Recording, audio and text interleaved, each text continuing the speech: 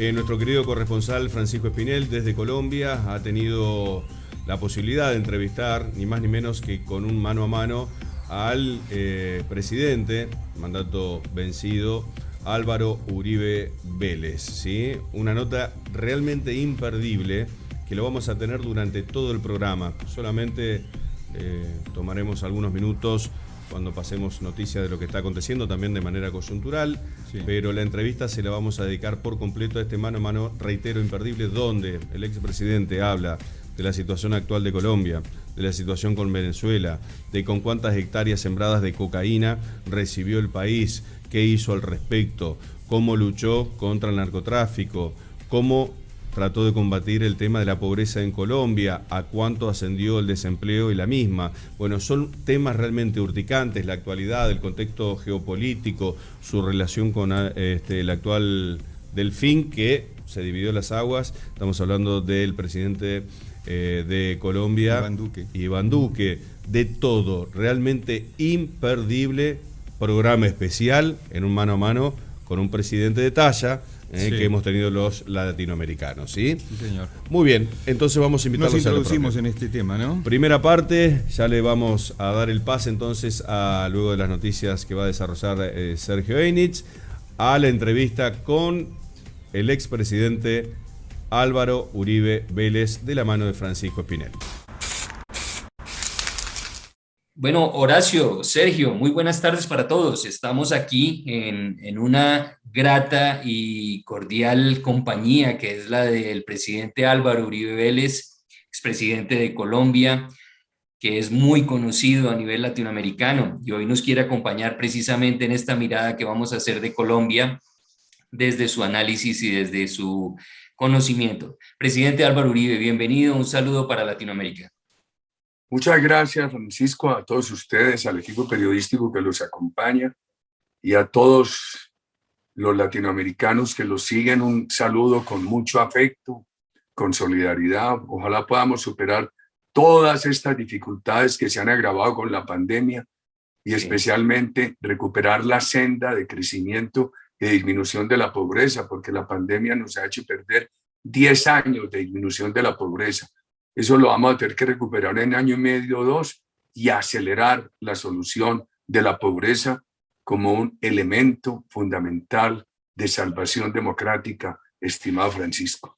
Gracias, presidente Uribe. Eso lo hablaremos más adelante, pero quiero comenzar preguntándole, hombre, ¿cómo está Colombia en estos momentos? ¿Cómo ve usted a este país después de 3 años de gobierno del presidente Duque? ¿Cómo cree que nos están viendo a nosotros desde el exterior? No sé cómo nos vean, pero el presidente Duque recibió una situación muy difícil. En unos aspectos ha mejorado, en otros aspectos continuamos con dificultades. Por ejemplo, él recibió 209.000 hectáreas de coca por la negociación que se hizo en La Habana. Cuando se negoció en La Habana, en el gobierno anterior con el grupo terrorista FARC, el país tenía 42.000 hectáreas de coca. Y con todas las prerrogativas que le dieron a la FARC, que la coca en el caso de la FARC era delito político, sin cárcel, sin extradición, con elegibilidad política, sin fumigación y con erradicación voluntaria, eso subió a 209.000 hectáreas y dejaron todas las dificultades constitucionales para poder derrotar el narcotráfico. Eso ha creado un Estado criminal alternativo que interfiere al Estado de Derecho. Situación muy difícil el presidente Duque.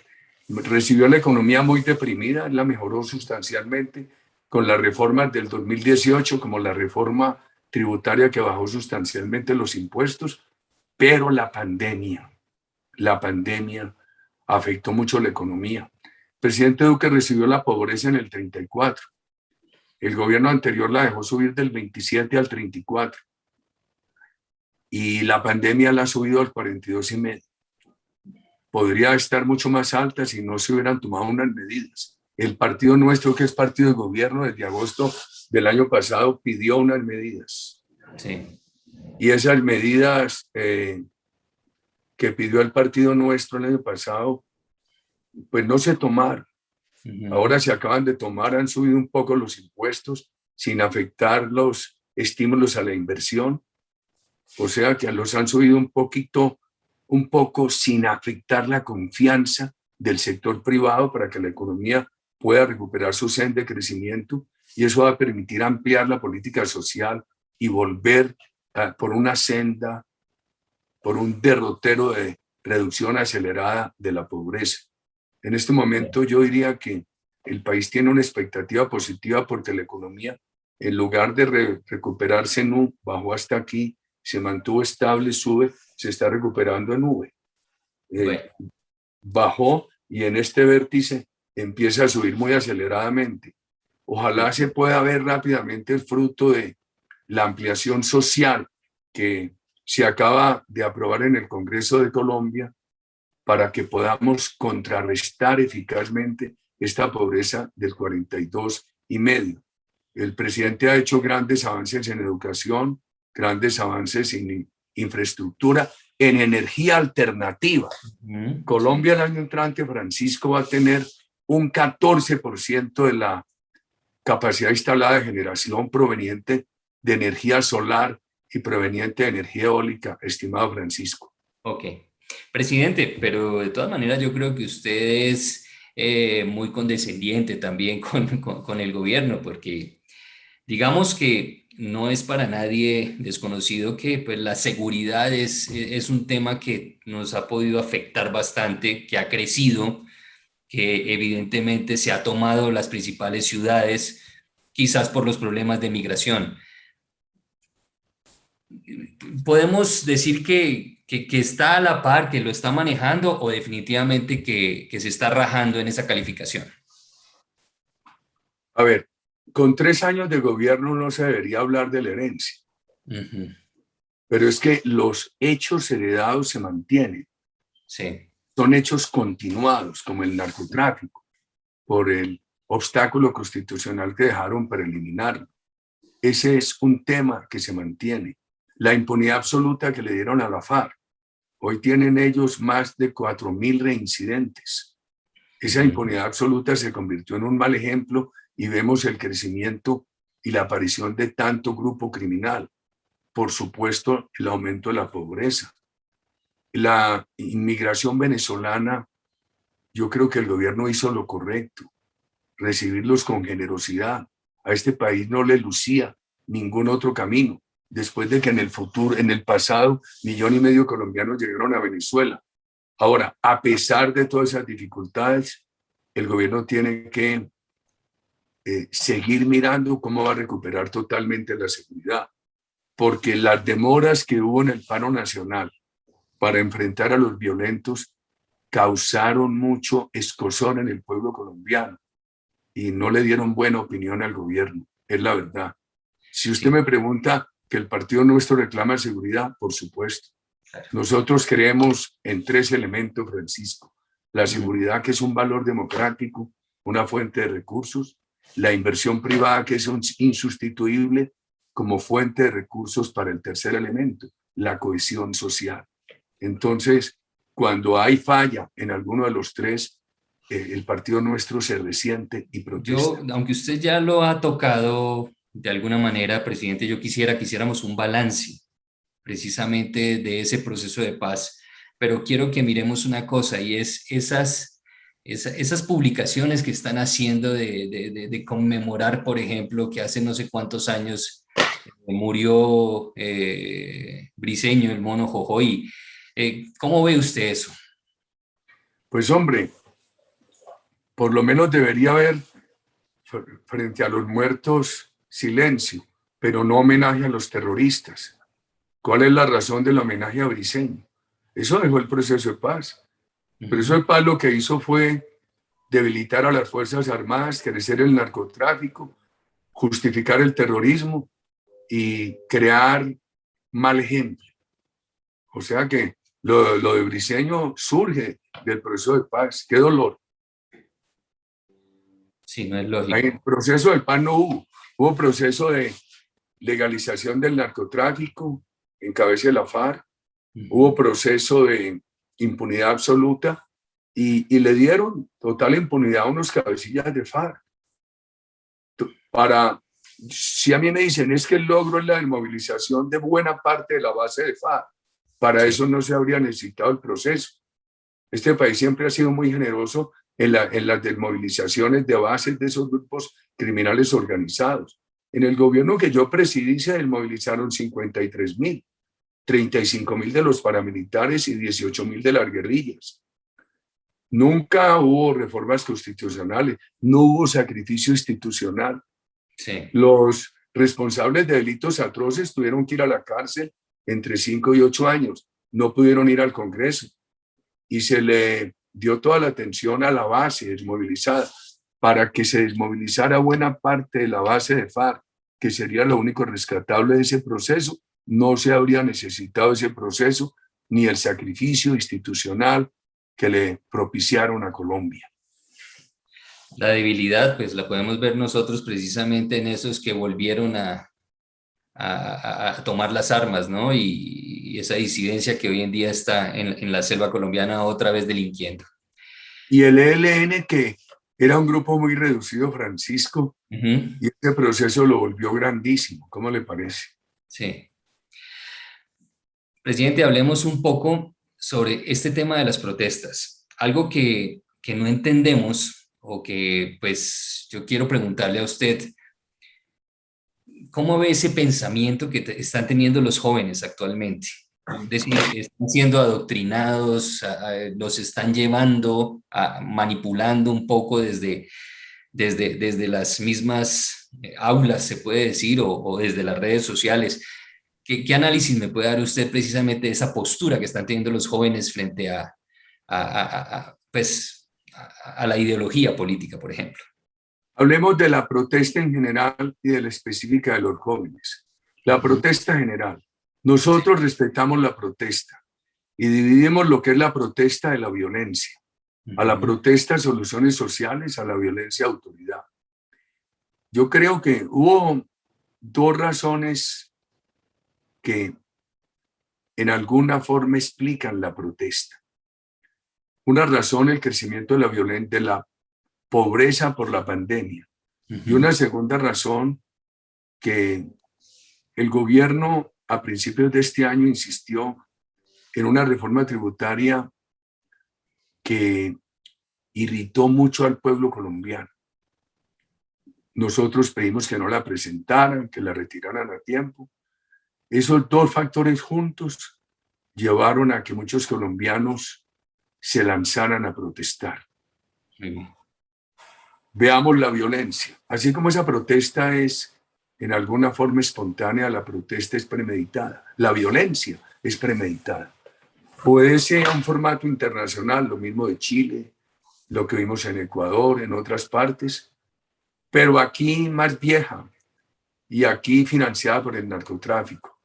Por supuesto, entusiasmada, aupada, estimulada por la dictadura de Venezuela, por ese discurso, incitada por esa dictadura, financiada por estos recursos del narcotráfico y que tiene un objetivo, que es instalar un gobierno neocomunista o un gobierno de democracia débil en las elecciones del año entrante. La protesta de los jóvenes. Yo diría que los jóvenes han ocurrido varias cosas. Mucho adolescente, mucho niño, mucho joven, incierto, tantos meses de encierro, sin deporte, sin educación presencial.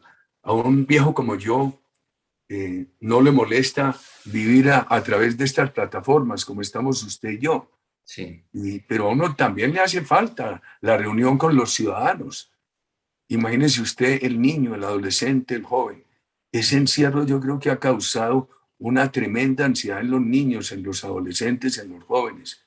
Estar en su casa, no estar en su medio social educativo y al mismo tiempo asistir en tantos casos al empobrecimiento de los padres o a las privaciones de la familia, porque 2.700.000 colombianos que estaban en la clase media se han retrocedido.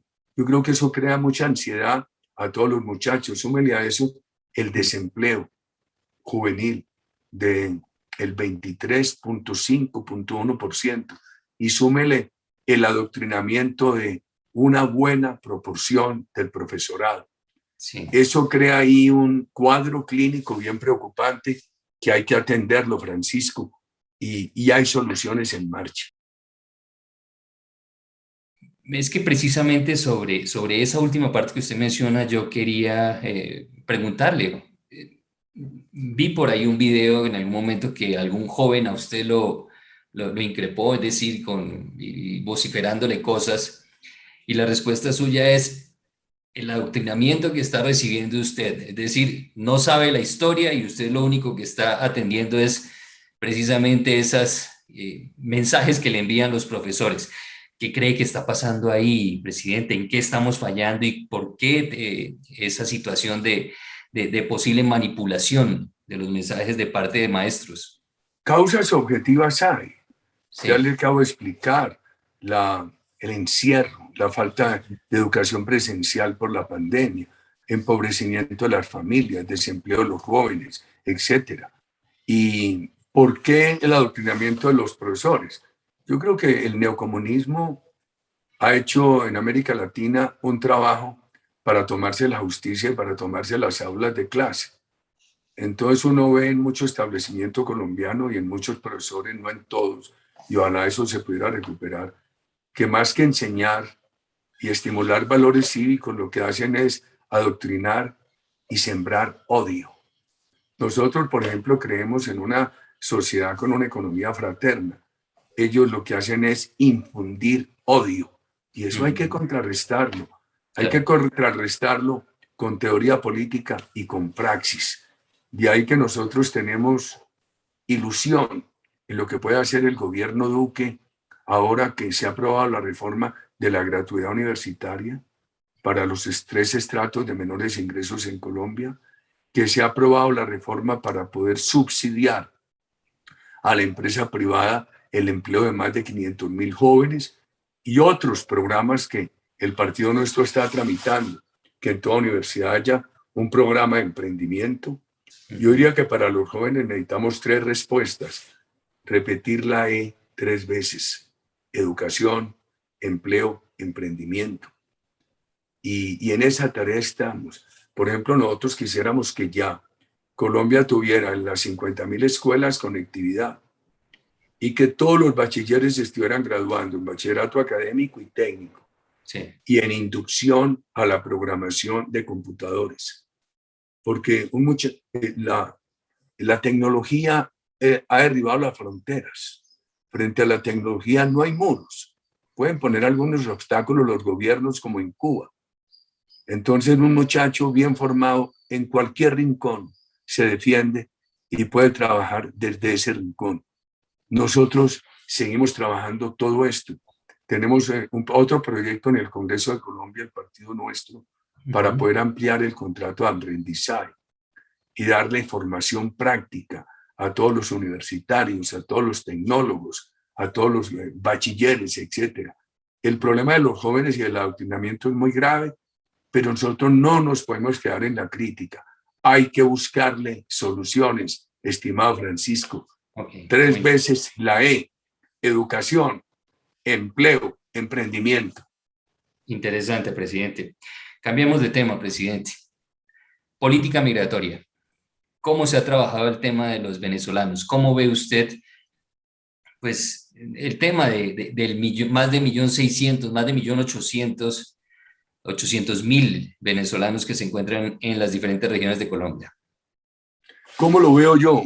Pues, hombre, Colombia lo que ha hecho es recibir un problema creado por la dictadura vecina.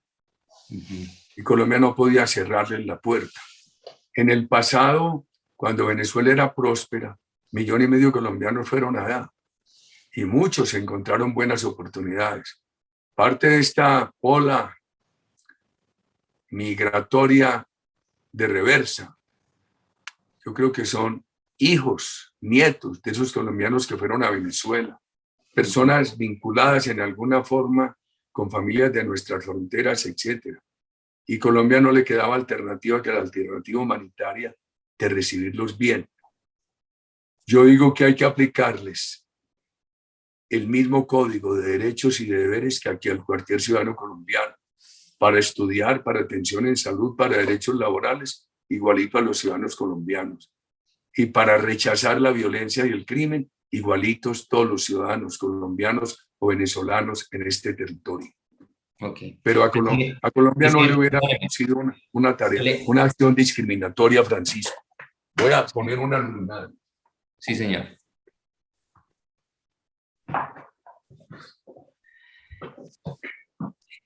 Perfecto, ya se iluminó, presidente. No siempre estaba iluminado. Presidente, ¿y el estatuto de protección? El estatuto de protección permanente, ese que ofreció el gobierno de Duque, ¿cómo lo ve usted? Bien, en la práctica lo venía haciendo, porque en la práctica los venían atendiendo en salud, educación, etc. Yo creo que fue poner en un decreto lo que sentía la mayoría de los colombianos y lo que se venía haciendo. Una discriminación ahí, un rechazo, habría sido muy dañino a esta hermandad. Muy bien. Presidente. Se corre el riesgo de que pueda haber mucho migrante enviado por Maduro para hacer daño en Colombia. Sí, señor. Ojalá que no. Pero en el evento de que esa hipótesis fuera cierta, lo que tiene que hacer el gobierno es mostrarles que este país es mucho mejor que el régimen de Maduro. Porque estas democracias como la nuestra, aquí no basta con criticar a Maduro, a Nicaragua, etcétera, etcétera. Aquí tenemos que demostrar con hechos por qué merecemos que nos apoyen y por qué creemos que este sistema es mejor. Sí, las redes sociales de todas maneras visibilizan mucho las malas acciones de estos migrantes, ¿no? Y obviamente la presencia que están teniendo, sobre todo en actividades ilícitas, y eso preocupa, presidente, eso preocupa. Hay que ser muy claro. La misma seguridad que se reclama y que era un tema de nuestra conversación ahora, sí. Yo le reconozco problemas y imagínense yo que he sido un defensor de la seguridad y que en ese gobierno mío algo mejoró bastante la seguridad y que le dedicamos tanto empeño a la seguridad en compañía de la política económica y social, pero la misma seguridad que exigimos frente a cualquier colombiano que delinca, hay que exigirla frente a cualquier venezolano que delinca. No puede haber diferencia, ya que el estatuto definió que no puede haber diferencia en derechos, tampoco la puede haber en obligaciones. Muy bien. Presidente Uribe, ¿qué candidato, qué, digamos, perfil se necesita del partido de gobierno para afrontar con mucha fortaleza, propiedad, presencia y convicción o convencimiento al pueblo colombiano para las elecciones de 2022? Que entienda que la seguridad es un valor, que frente a la seguridad no puede haber dudas ni dobleces, que sea capaz de defender la fortaleza de las Fuerzas Armadas, la integración de la ciudadanía con las Fuerzas Armadas, que tenga mucha claridad y mucha determinación en seguridad, que el país supere definitivamente la narrativa de debilitar a las Fuerzas Armadas, que haya mucha claridad en que una cosa es respetar la democracia, la protesta, y otra cosa es rechazar el crimen. En el gobierno mío había protestas, pero no se permitía el vandalismo. Que entienda que este país necesita un periodo indefinido, tan extenso como se pueda, de crecimiento sobresaliente de la economía, de la empresa privada, para lo cual hay que darle confianza, no agredirle en seguridad, ni en seguridad jurídica, ni en el discurso, darle confianza a la pequeña, a la mediana, a la grande, al emprendimiento de los jóvenes, a la inversión nacional, a la extranjera, toda la confianza, sin dudas, sin discursos que den lugar a equívocos, a la empresa privada para poder avanzar en política social. Y que así como tiene que tener esa mira tan clara de la seguridad y del apoyo a la empresa privada, tiene que tener un gran compromiso con el descenso acelerado de la pobreza, estimado Francisco. Perfecto, presidente. Usted lo dijo por ahí en unas declaraciones, que usted no iba a apoyar un candidato, iba a apoyar la democracia. Entonces va a dejar que siga su curso normal esta consulta popular en la que se están sometiendo varios senadores y varias figuras públicas para representar, por ejemplo, al partido de gobierno. Tienen que hacerse, no hay mejor regla que la que se den los propios candidatos, estimado Francisco. No hay mejor regla que la que ellos se den. Entonces eso tiene que hacerse y enseguida seguramente buscar una coalición. Muy bien, muy bien. Finalmente, presidente, ya para despedirnos, estamos hablando con la audiencia latinoamericana. Gracias a usted por su tiempo. Regáleme un mensaje del presidente Uribe para este pueblo latinoamericano que nos ven en 17 países, presidente. Nuestros países tienen muchos problemas, pero la mezcla de libertades, empresa privada, políticas sociales, nos permiten encontrar caminos para superar esos problemas. No hay duda, pero bien equilibraditas: seguridad, empresa privada, políticas sociales. Los que en el desespero por los problemas que tenemos buscan salidas parecidas a Cuba, parecidas a Venezuela, parecidas a Nicaragua, tienen que pensar que Cuba lleva 4 o 5 generaciones frustradas. Venezuela va para la segunda generación frustrada. Y el régimen de Ortega, por ejemplo, era un régimen que le daba muchas garantías a la empresa privada y le decía a los empresarios del continente: inviertan en Nicaragua, no se metan en política y ganen dinero. Pero cuando no hay instituciones democráticas, la economía termina fracasando, como lo vemos hoy en Nicaragua. Ojalá la constituyente de Chile sea acertada.